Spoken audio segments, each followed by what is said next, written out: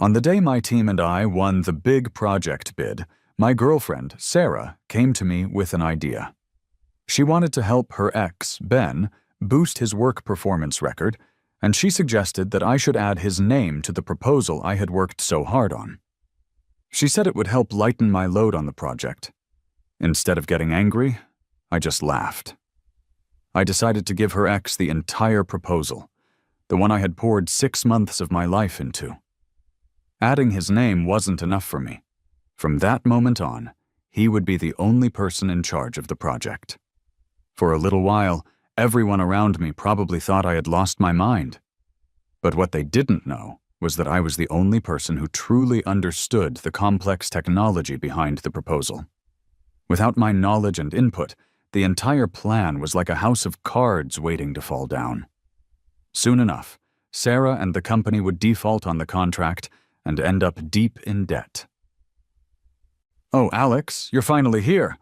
The bidding is over. I couldn't find you anywhere, so I did the presentation for you. I hope you're not mad, right?" Ben said, looking at me with wide, innocent eyes. Sarah, the company president, gave me a look of disapproval and said sarcastically, "Alex, did you even remember to check the time? On such an important day, how could you possibly be late? Fine, now that you're here, add Ben's name to the proposal so he can work on the project with you. We certainly don't need any more slip-ups from you." Sarah tossed my proposal onto the table as if it had no value at all. I just managed a small, knowing smile. The truth was, I had arrived at the bidding venue early that day. I was there well before the presentation was scheduled to begin, ready to go. But then Sarah called me. She demanded that I return to the office immediately for some urgent work. I was worried, so I rushed back as fast as I could, only to find that everything at the office was perfectly normal. There were no issues whatsoever. The urgent work was fake. By the time I drove all the way back to the venue, Ben was already on the stage, presenting my proposal to the client. Sarah had already signed the contract, introducing Ben to everyone as if he was the one who had led the project from the start. That was the moment it became clear to me. Sarah had lied to get me out of the way, just so she could share my hard-earned credit with Ben, her former boyfriend. Seeing my silence, Sarah grew impatient and rolled her eyes. "Alex, what is with this attitude? If Ben hadn't spoken up for you, your tardiness would have cost us this entire project. I would have fired you by now. Just adding his name? Consider yourself lucky I'm not doing more," she said. Her hand was still holding onto Ben's arm, as if she couldn't let go, completely ignoring the growing frustration I felt inside. This bidding was for a truly significant project in our industry, one that promised a massive $50 million in profit. That amount matched our company's entire revenue from the previous year. To get that proposal ready, I had gone out in all kinds of weather, braving both storms and intense heat. I covered every single inch of the city, gathering information and making connections. At one point, I even fainted from heat stroke, but still kept working on the proposal as soon as I was able. Meanwhile, Ben had stayed comfortably in the air conditioning, playing video games. I felt a cold chill run through my veins as I thought about it. Years ago, when Sarah wanted to start her own business, I had left a well-paying job and invested all of my savings to support her dream. Even though she didn't have many skills or connections in the business world, I carried the burden of getting the company off the ground. And now, just because Ben was her first love, his simple act of reciting my well-crafted proposal in front of the client had made him the hero in the spotlight. Ben, still pretending to be innocent, spoke up. "Oh, Alex, please don't be mad. I'm just a newcomer here. Your hard work truly deserves all the credit. I only wanted to help out because you weren't around. No name needed for me, really," he said with a humble tone. Sarah praised him even more after that. "Oliver, don't be so modest. You have great experience, much better than Alex's somewhat unusual ways of doing things," she told him.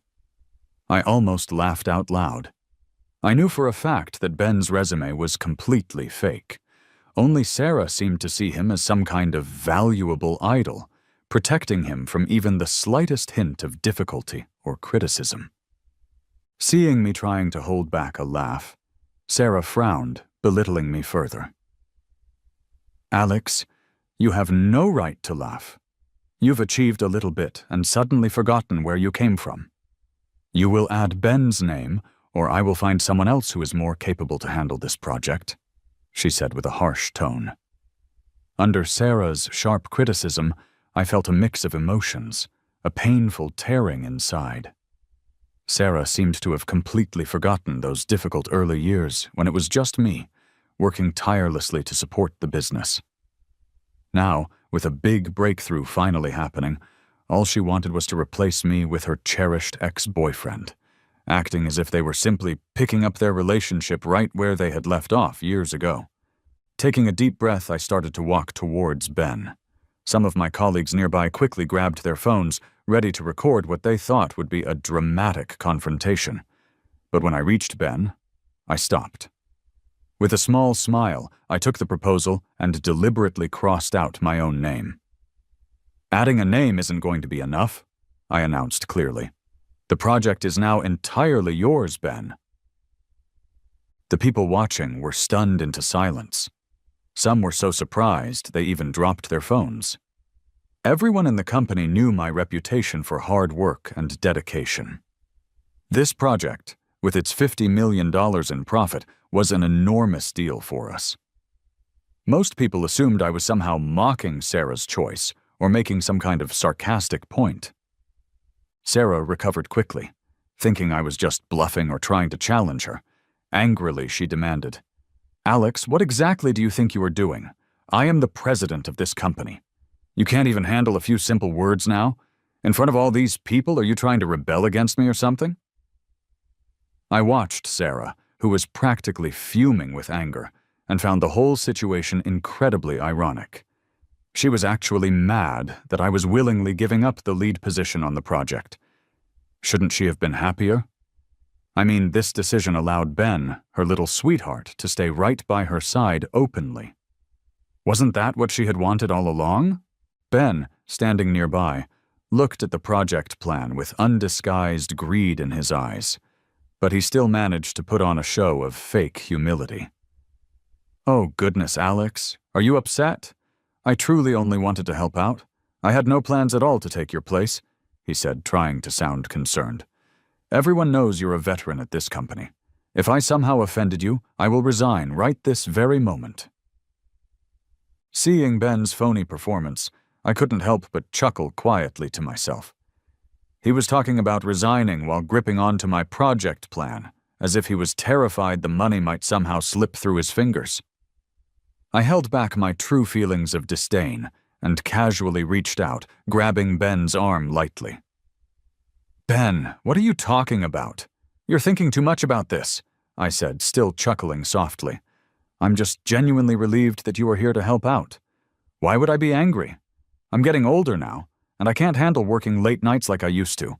You are absolutely the best person to be the project lead for this."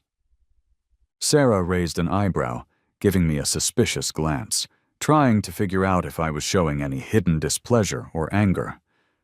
But finding none that she could easily see, she just sneered with an arrogant air. "Oliver, just take it," she said dismissively. "There's no need to feel awkward about it. If it weren't for you, this project would have completely flopped. You absolutely deserve this. With your skills, you would have been a project lead sooner or later anyway." With Sarah's strong endorsement, Ben was practically jumping with joy inside, though he tried to appear calm. Sarah, meanwhile, gazed at him with obvious adoration.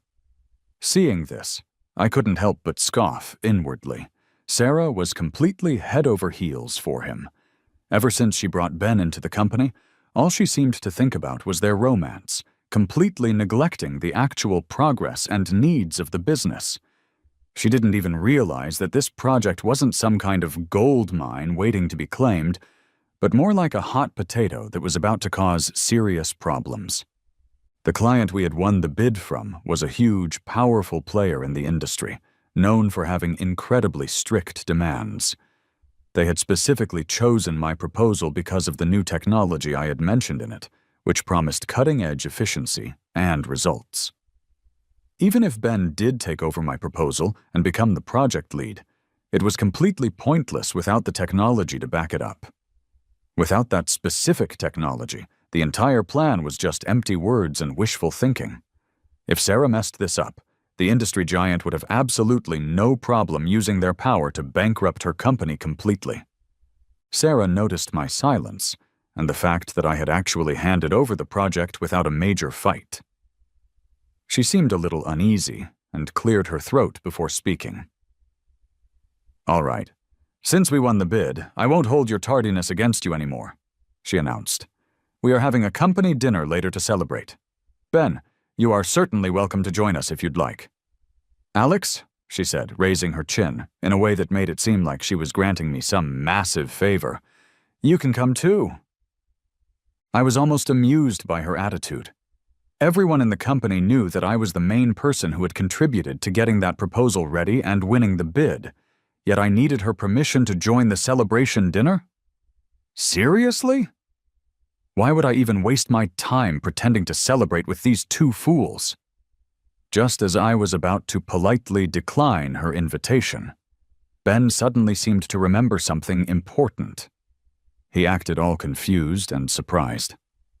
"Oh, I completely forgot," he exclaimed.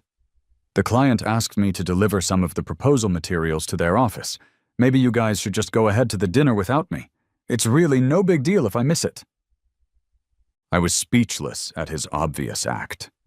Even someone completely clueless could see that Ben was just fishing for Sarah's affection and attention. And sure enough, Sarah immediately softened, urgently pulling on Ben's hand. "Ben, you are the star of this project," she insisted. "It wouldn't feel meaningful at all without you at the dinner. You have worked so hard. You deserve to treat yourself and celebrate. Let someone else handle those small errands." With that, Sarah looked at me with a disdainful expression. "Alex, why are you just standing around? You have no awareness at all, even after all these years working here," she snapped. "Go and deliver the materials to the client's office. If you are late, don't even bother coming back to see me." I couldn't help but let out a cynical chuckle at Sarah's incredibly clear double standards. She could flip her attitude quicker than a switch. As if I cared about that dinner anyway. And with Sarah backing him up so strongly, Ben grew even more smug, trying his best to play the victim. "Lucas, I am truly sorry about this. But would you be able to handle this for me?" he asked me, his tone dripping with fake sweetness. "Once everything is settled, I will—" Before Ben could even finish his sentence, I took the materials he was holding and neatly tore them in half. Then I dropped my company ID badge onto the floor right there in front of everyone. In the stunned silence that followed, I spoke clearly. "Cut the act, both of you. I am not going to play these foolish games like Sarah is," I said, my voice firm. "I will not waste another second of my time doing anything for you." Seeing the torn materials and my discarded ID, Ben was completely dumbstruck, and so was Sarah. It took her a moment to react, and then she started yelling at me. "Alex, are you completely insane? I have turned a blind eye to you targeting Ben for long enough, but now you're quitting just to threaten me?" she shrieked. I just shrugged, a small smirk playing on my lips. "Don't flatter yourself, Sarah," I replied calmly. "Why would I ever be jealous of someone like him? And don't you dare lecture me. I have officially resigned. You have absolutely no right to yell at me or tell me what to do anymore." Sarah's face turned bright red with anger, and she opened her mouth to say something else, but I was already done with the conversation. I turned and walked away, not wanting to be involved with either of them for another moment. As I returned to my office to pack up my personal belongings, a small velvet box in my desk drawer caught my eye.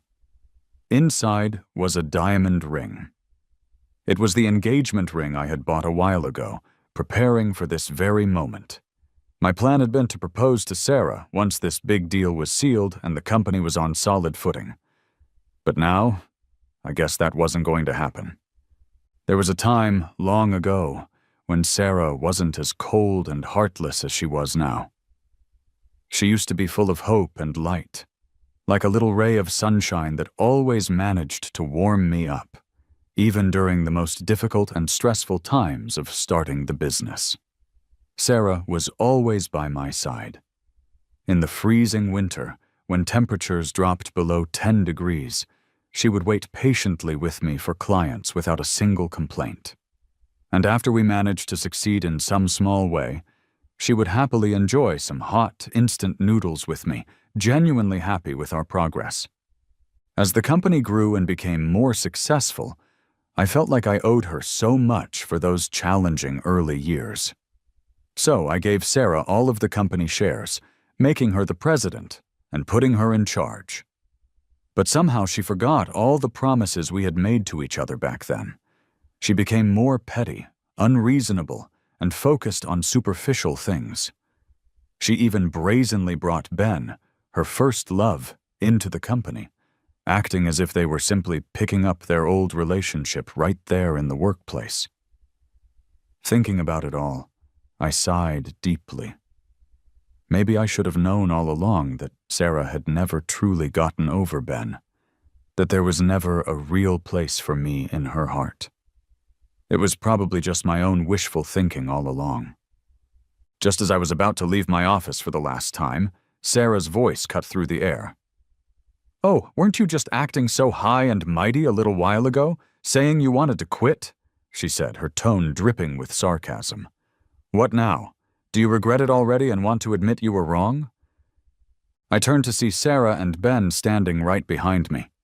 My coworkers in the nearby offices had all noticed the commotion and were watching us. Ben, still trying to manipulate the situation, pulled on Sarah's sleeve and pretended to speak on my behalf.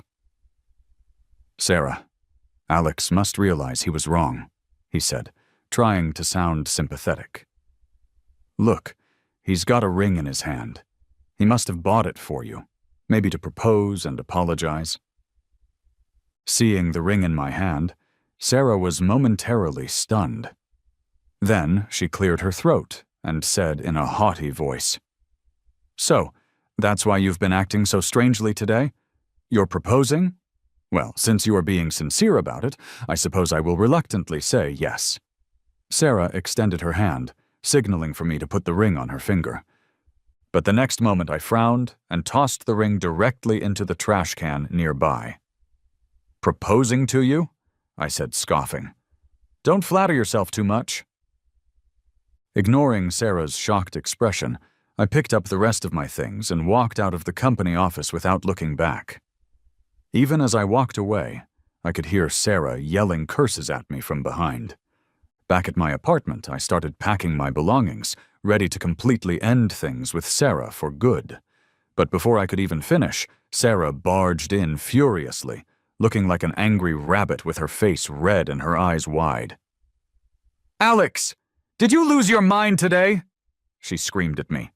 "Just because I said a few things, is that enough for you to act completely crazy and humiliate me in front of the entire company?" Listening to Sarah's condescending and self-centered tone just left me speechless. She still didn't understand her own mistake or the consequences of her actions. She truly thought that I was the one who had embarrassed her, not the other way around. It felt completely hopeless. Before I could even respond to her, Ben stepped in and stood behind her, pretending to speak up in a reasonable tone. "Alex, I have always admired you, but today I have to be fair about this," he said, trying to sound calm and rational. "Sarah is a woman, after all, and she is sensitive. By throwing the ring away like that, how can you possibly expect her to face anyone in the office again? If I had even a chance to propose to someone as amazing as Sarah, I would do absolutely anything for her."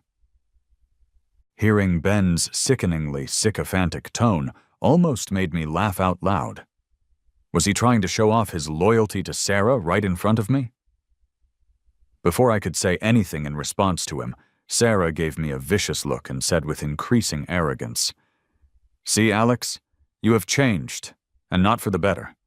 If this is how you want it, then we are completely done." Her threat didn't affect me at all. This wasn't the first time she had used breaking up as a way to get what she wanted. Ever since Ben had reappeared in her life, every major argument we had seemed to lead to a breakup threat from her. Back then, I loved her so much that I always ended up compromising, foolishly hoping that she would eventually come back to me fully. Looking back on it now, I must have been completely out of my mind. Why would I fight so hard for someone who never truly cared about me in the first place? After a moment of silence, Sarah seemed to think I had given in like I always did before. Flipping her hair with smug satisfaction, she continued, "Of course, I don't actually have to break up with you, as long as you apologize sincerely to Ben." I cut her off before she could finish her sentence. "No need for that," I said, my voice clear and firm. "I agree to the breakup." Hearing this, Sarah's eyes widened in complete disbelief. Ben, standing speechless next to her, looked absolutely thrilled, though he tried to hide his joy by pretending to be concerned. "Whoa, Alex, don't be so impulsive," he said, trying to sound like he was advising me. "You can't joke about breaking up like this after all those years together. It's been tough going from college days until now." Watching their little performance made me feel sick to my stomach. As I picked up my luggage, Sarah finally realized I wasn't kidding around this time. She pointed at me, her face contorted with anger. "Fine, break up then. Who even needs you?" she shrieked. "Just go, and don't you ever come back here again." Ben quickly grabbed my arm, still pretending to advise me. "Alex, please think this through carefully. If you break up with Sarah, what exactly will you do?" he asked, his eyes gleaming with a predatory light. "Sarah is the head of a big company now, and she just started working with that huge industry leader. She could easily ruin you with just one word." I understood perfectly. Ben was deliberately provoking Sarah, urging her to completely crush me and my future. And sure enough, Sarah, standing proud with her hands on her hips, said arrogantly, "Some people really seem to think they are important. Even a plan you couldn't figure out how to implement, Ben wrapped up in just one day. When this project finally takes off, we are talking billions in revenue. The company is going public very soon.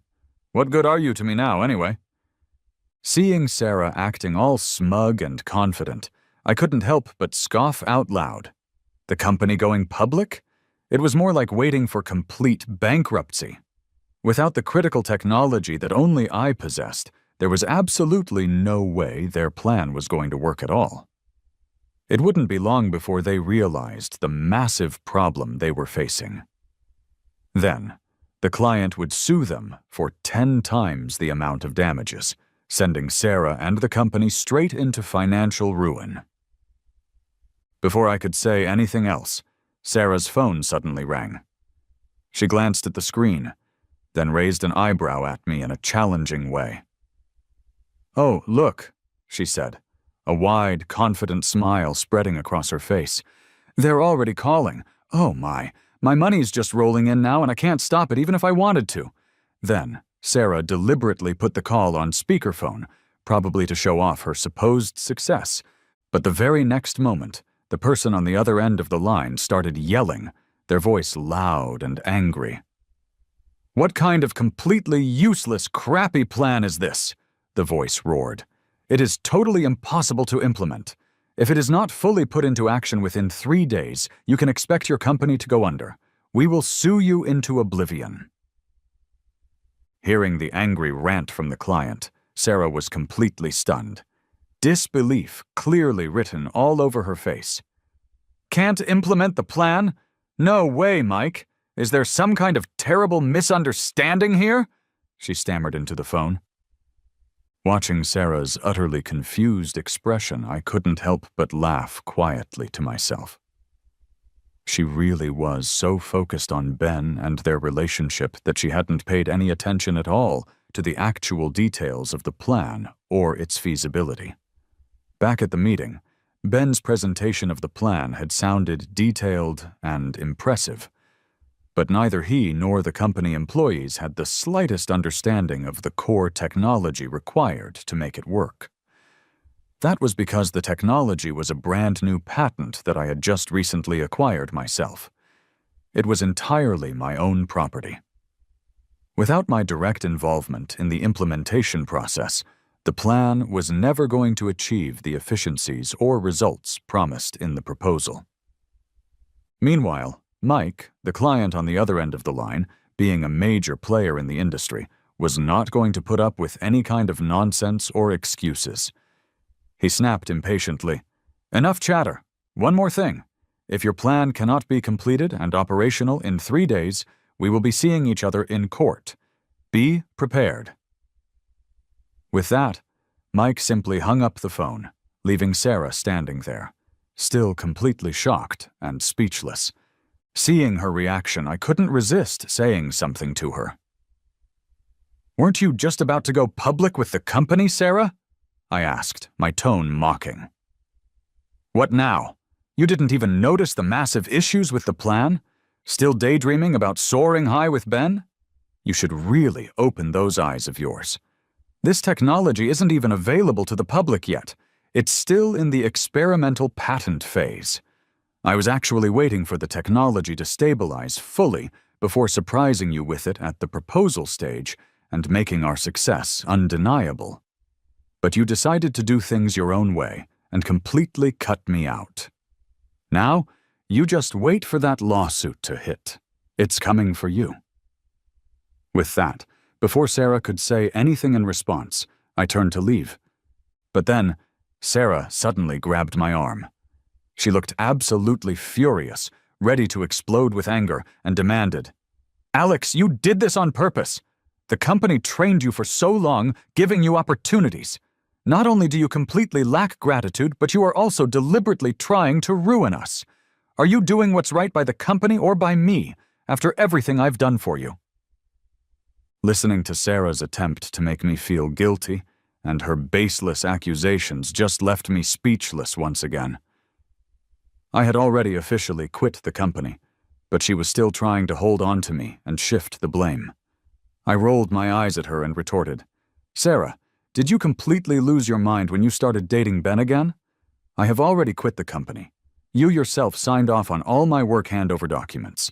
No matter what happens now, I have absolutely no obligation to tell you anything or help you." Hearing this, Sarah knew that she was legally in the wrong, but she started acting up anyway, becoming angry and completely unreasonable. She insisted, "I don't care about any of that. You can't just walk away from this. The very moment you left the company, it ran into this huge mess. The plan was originally drafted by you. You cannot possibly walk away from this responsibility." She paused, then added, her voice filled with venom, "To me, it looks like you are just jealous of Ben and are deliberately playing these games to get back at us.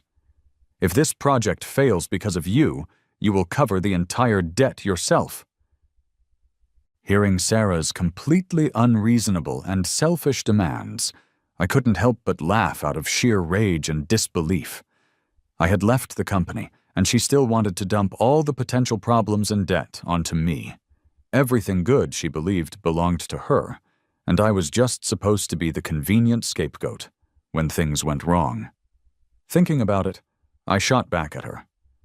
"The plan is Ben's responsibility now, Sarah. He is the project lead. Now there is a problem with it, and you are coming to me instead of him? Doesn't that tell you something?" Hearing this truth, Sarah was momentarily speechless, but the terrifying thought of facing $1 billion debt made her stubbornly insist, "No matter what, this plan was originally yours, Alex. Now there is trouble, and you left maliciously. You absolutely must handle this and hand over the patent technology, or else, when you try to look for a job later, think about how your background checks are going to turn out. I will make sure your name is ruined in this industry." Listening to Sarah's blatant threats didn't faze me at all. I remained calm and pulled out the document for my patent, chuckling softly. "Is that right, Sarah?" I asked. This technology was researched and developed entirely under my personal name, Alex Miller, with absolutely no ties to your company at all. What possible grounds do you have to order me around or demand anything from me? If you are unhappy about it, feel free to sue me and see how far that gets you." With that, Sarah's expression turned as dark and stormy as it possibly could be. She gave a cold, harsh laugh, then pulled a document out of her bag and slammed it onto the table between us. "No grounds, huh?" she sneered. "Take a good long look at this, Alex." I glanced at the document she had put on the table. It was a confidentiality agreement I barely remembered signing years ago. Back then, the company was just starting out, and I was completely focused on the work and building the business. I hadn't thought much about the paperwork at the time, assuming that Sarah and I were in this together forever and were inseparable partners. But now, looking at the document and her attitude, it seemed terrifyingly clear that Sarah had planned this all along, thinking several steps ahead to protect herself and control me.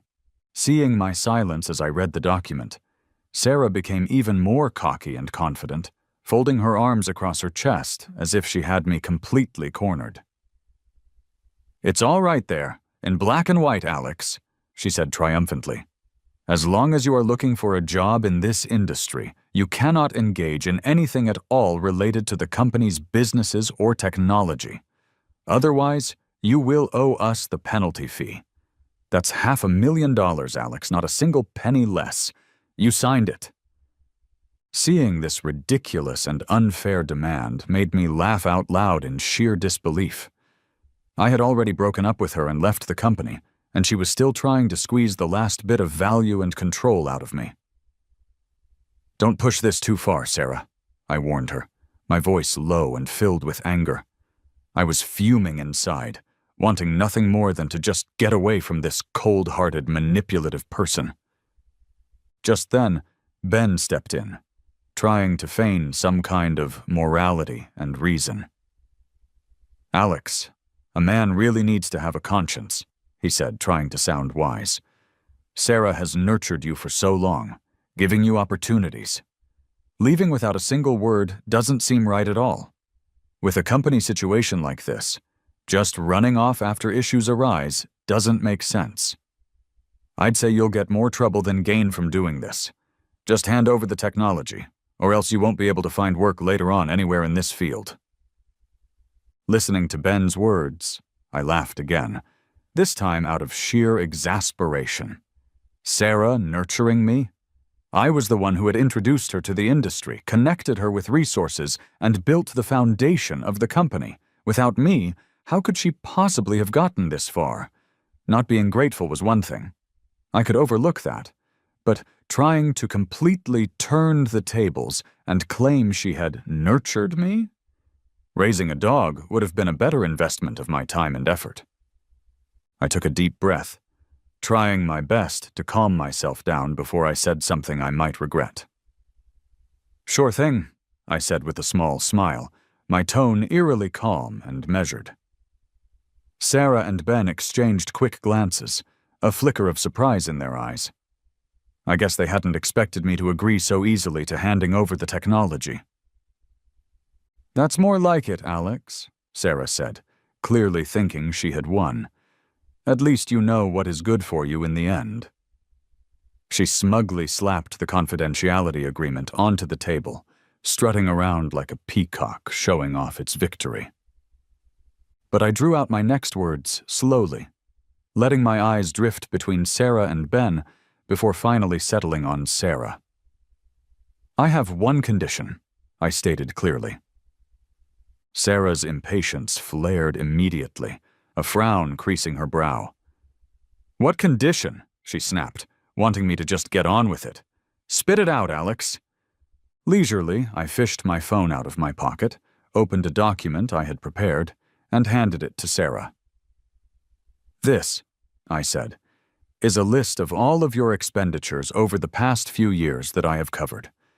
It totals $847,000. How exactly do you plan to pay this back to me?" Sarah had been so incredibly smug just moments before, but as soon as she caught sight of the large figure on the screen of my phone, her face turned ghostly white. 800,000? You have got to be kidding me, she shrieked, her voice sharp and cutting. That is completely impossible. I stared at her coldly, my tone completely devoid of any warmth or emotion. You know whether I am crazy or not, Sarah, I said flatly. See for yourself what these expenses are. I pointed to the list of expenditures on the screen, going through them one by one. 18 Chanel bags, 8 sets of Cartier jewelry, an entire collection of high-end perfumes, all luxury items that were bought with my money. And Ben, I said, looking at him directly, the watches and sports cars you got, they were all from my savings. I paused, letting the weight of my words sink in. Not to mention, Sarah, you even embezzled company funds to buy him an apartment so you could sneak around with him in secret. Do I really have to pay for your affair as well? With each item I mentioned, Sarah's face grew darker and paler. By the time I finished listing everything, she was completely ashen and speechless, unable to say a word. I kept my glare icy and piercing, looking directly at her. What's wrong, Sarah? I asked, my voice dripping with sarcasm. Cat got your tongue. Do you feel even a little bit guilty now? You didn't think about the consequences when you were doing all of that? Sarah opened her mouth, trying desperately to argue or defend herself, but nothing came out. This was because every single word I spoke was the absolute truth, and she knew it. She stuttered, unable to form a coherent sentence. Can't cough up the money, can you? I sneered, bluntly exposing her financial predicament. Makes sense. You spent it all on Ben and your affair. Were you really hoping this project would make you a fortune and cover everything? Too bad for you, I said, deliberately dragging out my gaze and making it clear I was mocking her. You will never see that day. You will breach the contract with the client, and the company will lose everything. What will you possibly pay me back with then? Hearing this, Sarah was absolutely fuming with rage, but she couldn't do anything about it. Honestly, I was completely done with the argument and just wanted to get away from them. I will give you exactly 1 day to pay me back the full amount, I said coldly, or we will see each other in court, and I will sue you for every single penny.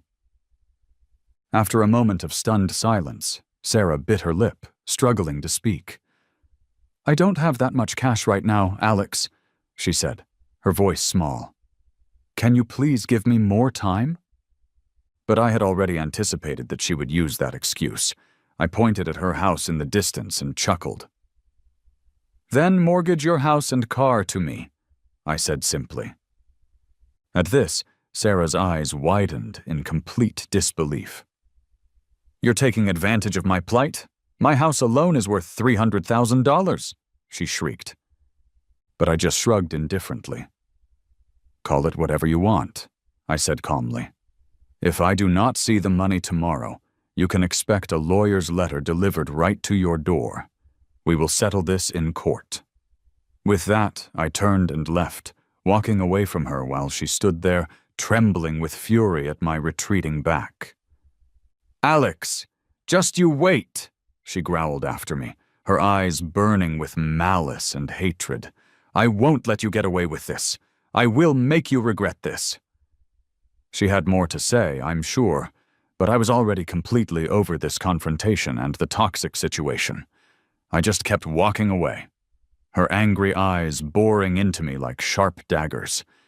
Sarah was not the kind of person to easily let things go or forgive a perceived wrong.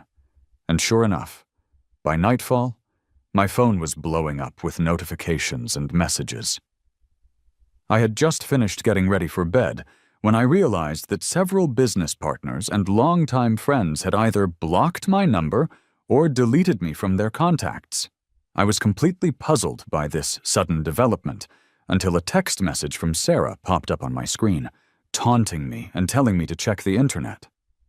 When I did, I froze, stunned into silence by what I saw. Sarah had somehow managed to put me on blast as a major headline on the news.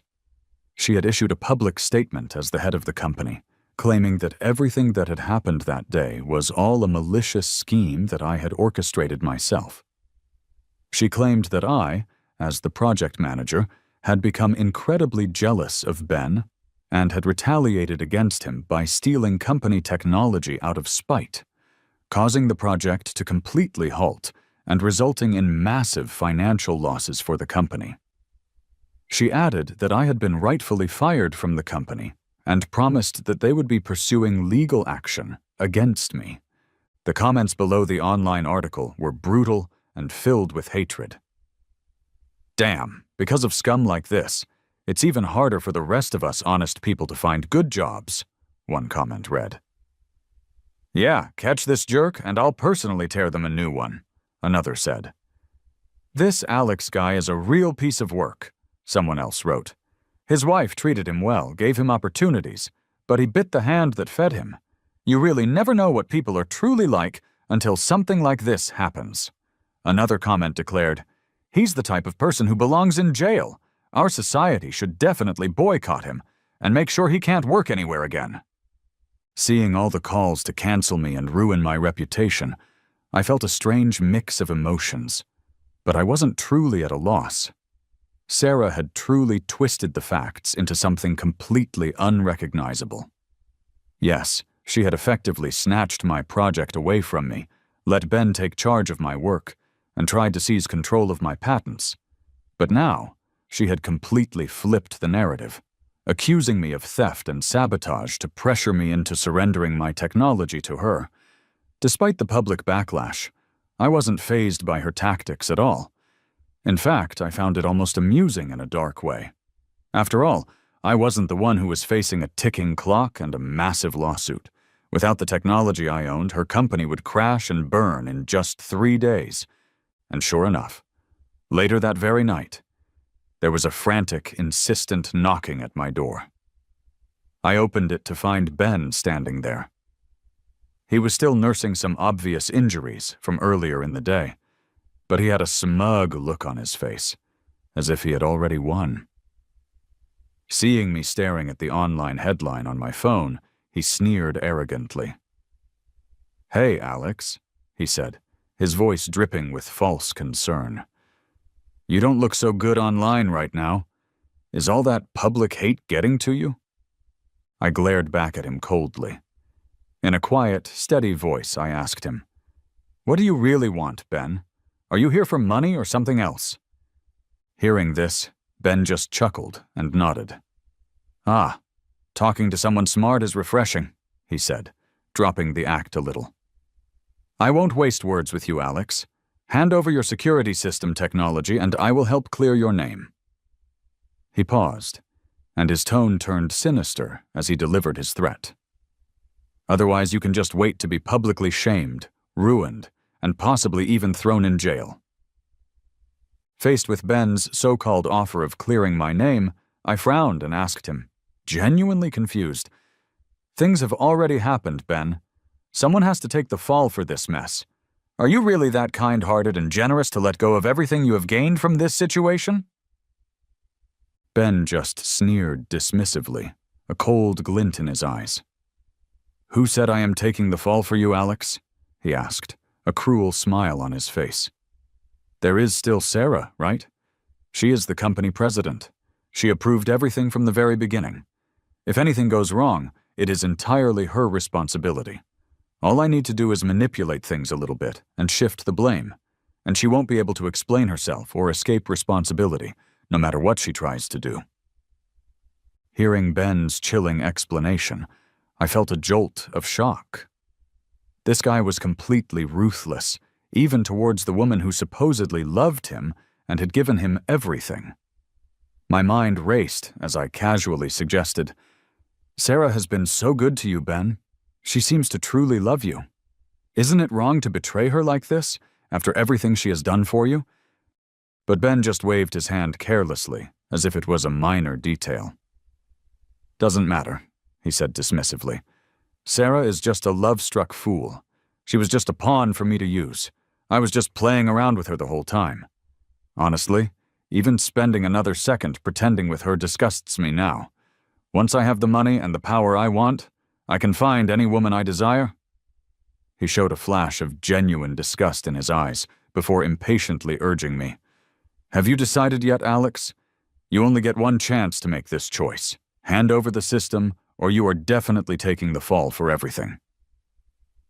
Facing Ben's threat, I wasn't scared at all. Instead, I smiled slyly and pointed behind him. "Oh, really, Ben?" I asked innocently. "Maybe you should ask Sarah if she is exactly on board with that plan of yours." Ben paused, then scoffed confidently.